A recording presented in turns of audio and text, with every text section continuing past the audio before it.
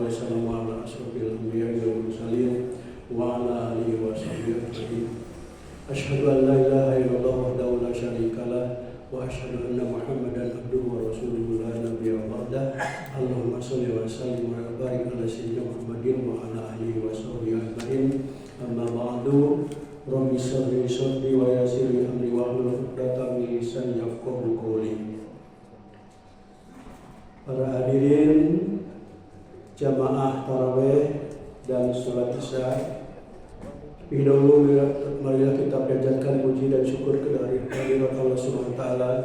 Alhamdulillah, dalam kesempatan ini kita masih diberi usia oleh Allah Subhanahu wa taala, masih diberi kepercayaan umur kita ini masih sampai kepada hari yang ke-24 besok, insya Allah kita bisa melaksanakan puasa.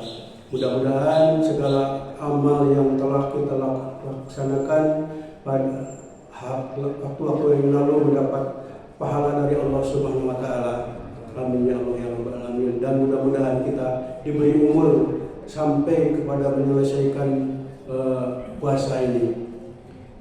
Sholawat dan salam semoga tetap dilimpahkan kepada junjungan kita Nabi besar Muhammad sallallahu alaihi wasallam, kepada para keluarganya, kepada umatnya, kepada sahabatnya, dan kepada kita sekalian. Mudah-mudahan di hari kiamat kita mendapat syafaat dari beliau. Hadirin para jamaah Masjid Al-Ihsan, saya bacakan ayat A'udzubillahi minasyaitonirrajim. Bismillahirrahmanirrahim.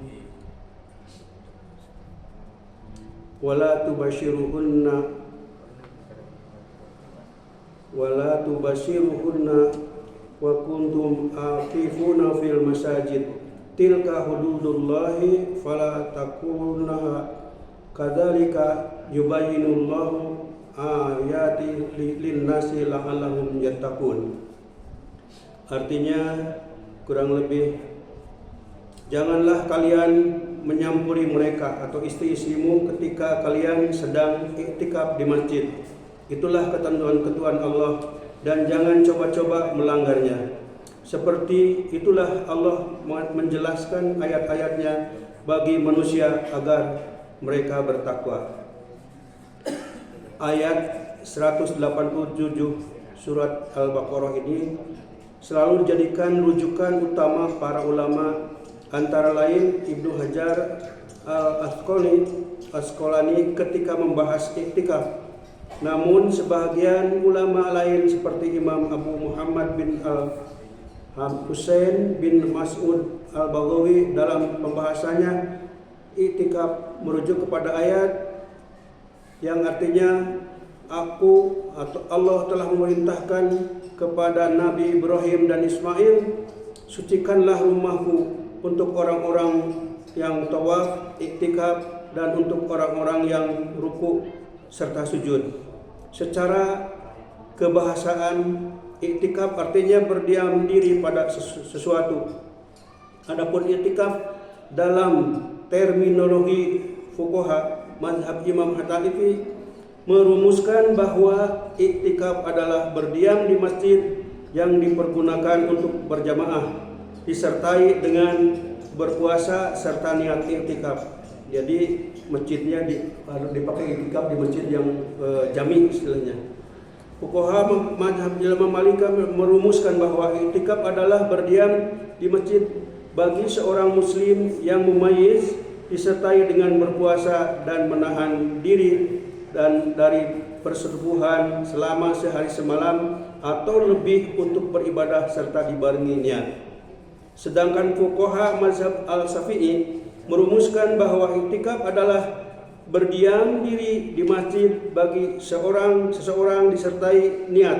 Adapun fuqaha mazhab Imam Ahmad bin Hanbal merumuskan bahwa iktikaf adalah tinggal di masjid bagi seorang muslim yang berakal sekalipun baru mumayyiz untuk melakukan ketaatan kepada Allah dan dengan cara tertentu serta dalam keadaan suci dari hadas dan mewajibkan mandi. Di samping dua ayat Al-Quran tersebut di atas, ada sejumlah hadis berkaitan dengan iktikaf. Antara lain, pertama Ibnu Umar, yang artinya Rasulullah melakukan iktikaf pada 10 hari terakhir di bulan Ramadan.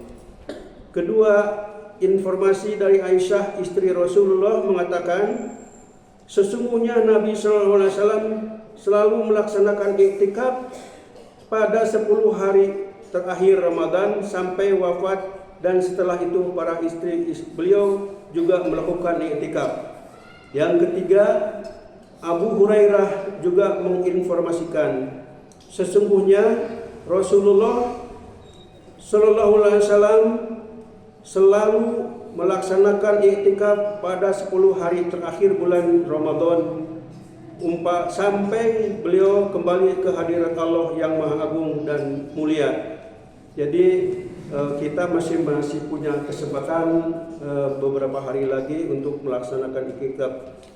Sedangkan melakukan iktikaf itu hukumnya adalah sunat, dan kalau iktikaf adalah harus niat. Jadi begitu kita masuk masjid, kita berniat nawaitul iktikafi fi hadal masjidi sunatan lillahi ta'ala. Jadi nawaitul iktikafi fi hadal masjidi lillahi ta'ala. Nah, itu baru dikatakan iktikaf. Terus iktikaf dilaksanakan di dalam masjid setelah niat itu apa yang dia laksanakan. Sedangkan ini banyak amal-amalan.